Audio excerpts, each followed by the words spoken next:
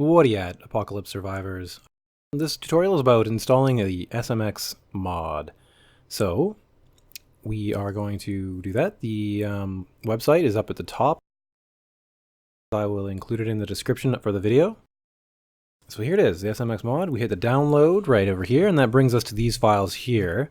And there's a bunch of different files. This is the one we want here, but there's some of the older ones down here. Yeah, a whole bunch of them.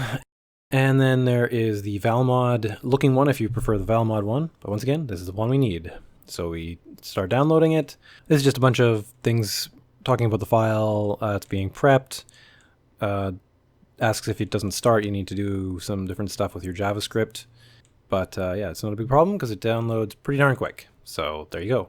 And so next, I just want to go a bit over the description of all this. And here it just says that it's a pure XML mod, EAC friendly, dedicated server friendly, custom texture and sprites, easily merged with other mods, swappable frames, and it's Alpha16 experimental ready. So that means it's good to go.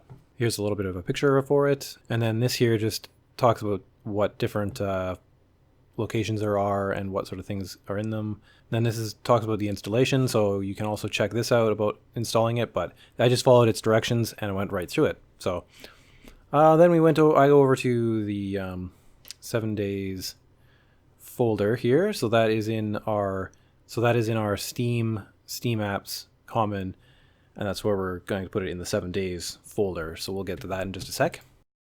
And here I'm just going to extract it.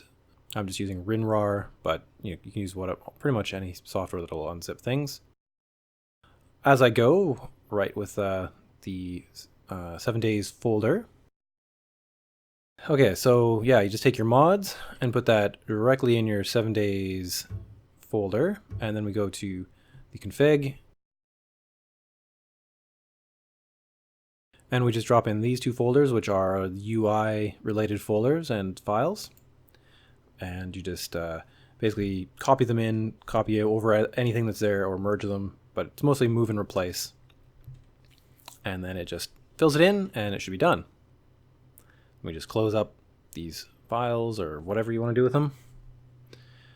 And then from here, we can run our 7 days to die, and we should see it in a sec. It takes a while to reload everything, so I just sped everything up here. But I just loaded up a game, and we can see it in just a sec. Here it is. This is where I stopped my game today, and because it wasn't working, but it's reinstalled. You can see it's working. We have all the different elements down in the bottom corner, and the toolbars and everything are just, that's how the SMX mod looks.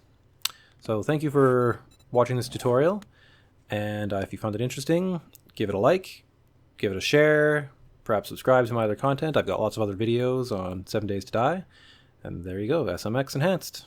Thanks. Bye-bye.